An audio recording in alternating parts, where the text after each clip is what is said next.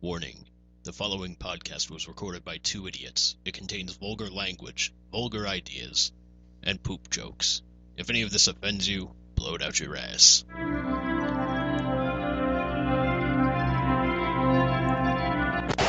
Son of a bitch bastard! Let's start this again. Shall we?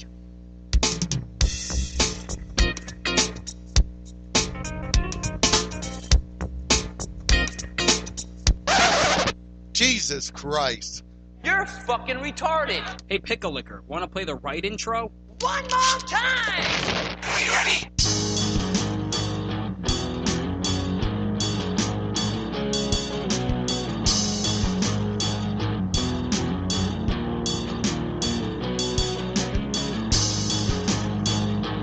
Ooh, child, things are gonna get brighter.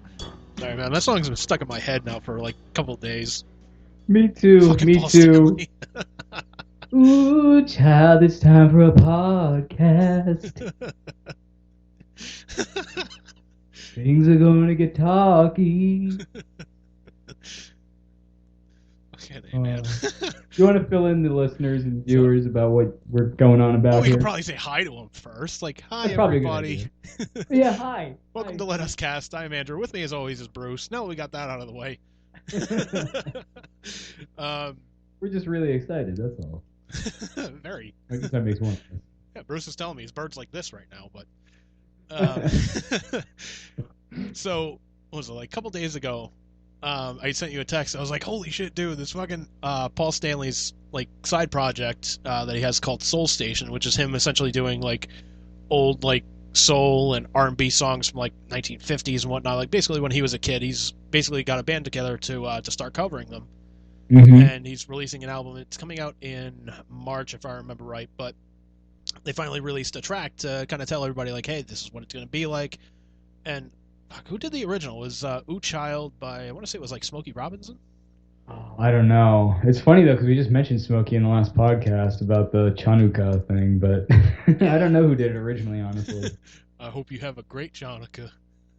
Chanukah. I don't know what Chanukah is, but have a great Chanukah. Ooh, child, things are gonna get brighter Have on a great Chanukah. Chanukah. Like Smokey, sit down. Like, just oh, calm yourself. Calm your tits. man. Fucking A, man. Yeah, so I sent that to you. Oh, it was cover the 5 stair steps. The 5 stair steps. Yeah. I'm not familiar with who that is. Neither am I, but you know what, man? 5 stair steps. Okay. I don't know if Smokey Robinson was a part of that or not. Let's see. Probably not, but Also known as the first family of soul and later the Invisible Man's band, was an American Chicago soul group made up of 5 Betty and Clarence Burke Sr. 6 children. So no, it wasn't. It's not Smokey Robinson. But okay. But he is covering Smokey Robinson on the let's see, who was it? Yeah, because they released well, it's a mix, right, of covers and originals? Just covers and originals, yeah. I actually have the track list in front of me. Let's see. So track 1 is Could It Be I'm Falling in Love, a cover of the Spinners. Let's see. Second one's an original, I Do. Third one, original, I-O-I. Fourth is a Smokey Robinson cover called Ooh Baby Baby. Fifth one is Ooh Child. 6 is Save Me, covered by From You. 7, Just My Imagination, Running Away With Me, Temptations cover. 8 nice, is that's a good one. Yeah, 8 is Whenever You Are, or Whenever You're Ready, rather. I'm Here. I'm assuming that's an original track. Let's see, number 9, The Tracks of My Tears, cover of The Miracles. Let's Stay Together, Al Green cover. La La Means I Love You, Delphonics cover. Lorelei's original that they're doing. 13 is You Are Everything, Stylistics cover. And then the last one is Baby I Need Your Love in the Four Tops cover. Very cool, man. Yeah. Sounds like some pretty good tunes on there, for sure. Yeah. I mean, I'm not like up on like soul and R&B and whatnot. Like, I'm not like a huge fan or whatever, so I wouldn't be like, oh my god. But I recognize some of that stuff, and I know there's some good stuff on there. That's cool. Yeah, but it's also kind of like what Paul said about like when he was doing like the whole like art thing, he was going around the country, going to like galleries and whatnot. He's like, yeah, my name gets my foot in the door, but if you don't like what you see, you can still slam the door in my face. Yeah. So it's like, well, yeah, okay. I guess the only reason I'm showing some interest in this is because it's fucking Paul Stanley. Yeah. Gene Simmons is like, if Gene Simmons came out as like, coming out with a soul band and whatnot, it'd been like, go fuck off, Gene. Hey, I'm gonna do a soul album too. Oh, child. See, like, it's kind of surprising too, because like out of all of like the original members of Kiss and whatnot, like if I were to guess like one of them coming out with like a soul kind of album, I would have thought it would have been Peter Criss, to be honest. Yeah, well, doesn't he have like a big band background? Yeah, he has that like big background, kind of swing kind of background to him. Yeah, that's what I thought. I mean, that said, like Paul does come across. I mean, and he's even said in his book he's got a lot of influences. So I'm not that surprised by it, but I don't know. Maybe he just wants to keep working. That's possible too. Maybe he just needs a project. Yeah, which I don't fucking blame the guy. Like he wants to keep working. I mean, nobody should tell him like, hey, you can't keep working. You're too old. It's like, yeah, fuck you. Yeah, and honestly, like listening to what you sent me, the Ooh Child track, that was actually pretty good. Like I found, like you said, it's been stuck in your head. Like I kind of agree. It's pretty goddamn catchy. Yeah, I mean it's. Ooh Child, things are gonna get brighter.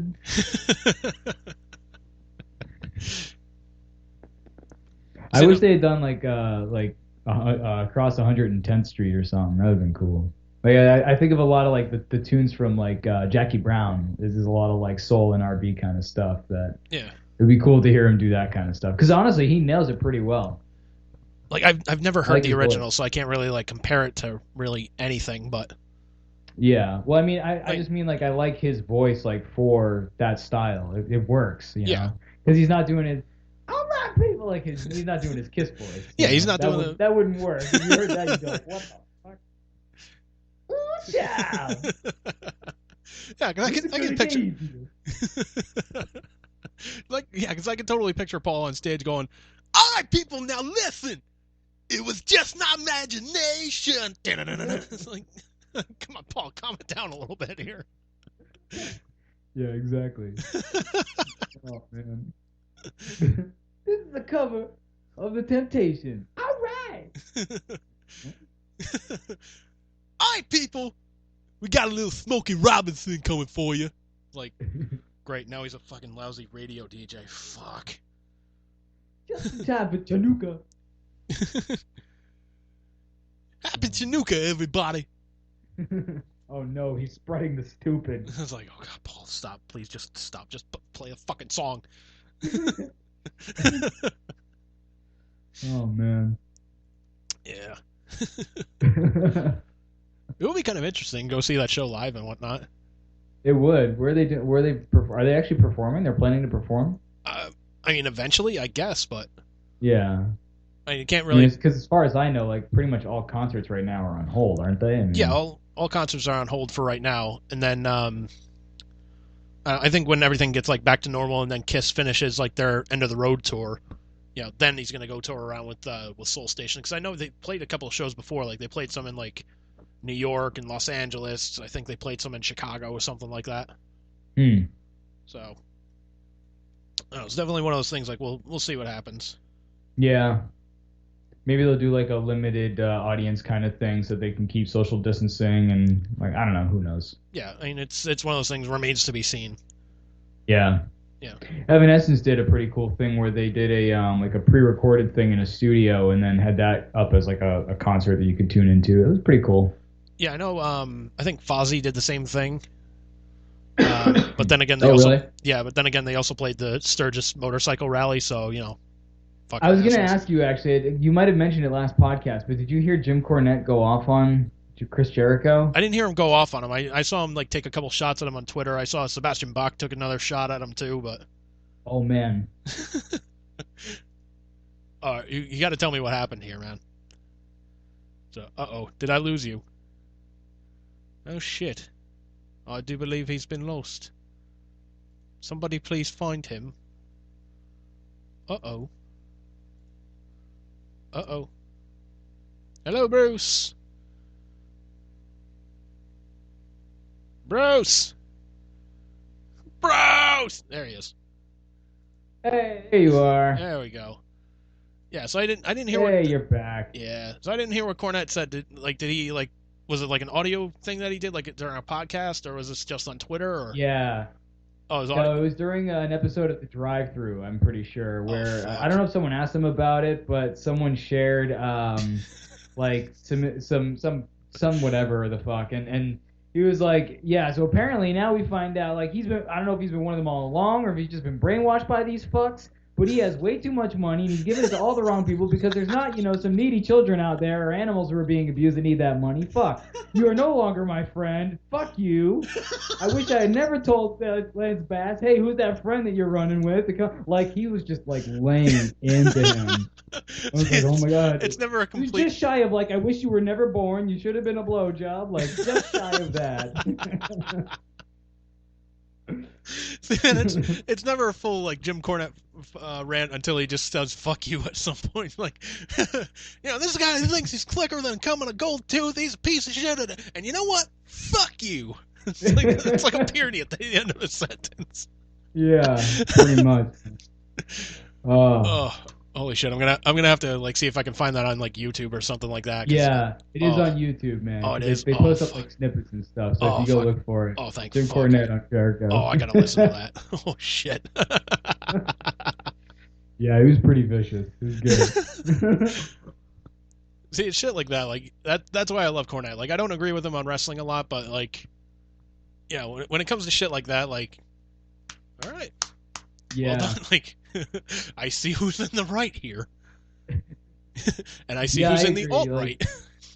Like, he can be a little like old school with some stuff, and like you said, I don't agree with everything that he says, but he's pretty right on for me for the most part. Like I disagree with him that like wrestling should be the same way it was back in like the 1950s and 60s and 70s, where it was like never happen. Yeah, it would never happen. Like the business has to evolve, otherwise it dies. Right. And once the genie's out of the bottle, like once people know that it's predetermined and shit, then you can't take that knowledge away. Yeah. And it's just not only that, but like, I was listening to Jim Ross podcast, and he was talking about how his dad kind of spoiled the business for him, because he's like, if I go into a bar and I push somebody into a corner, he's like, there's nobody in the world that's gonna let me punch him in the face 10 times. And it's not going to leave at least like a welt or a bruise there. Mm. He's like, son of a sassafras, all right. Sassafras.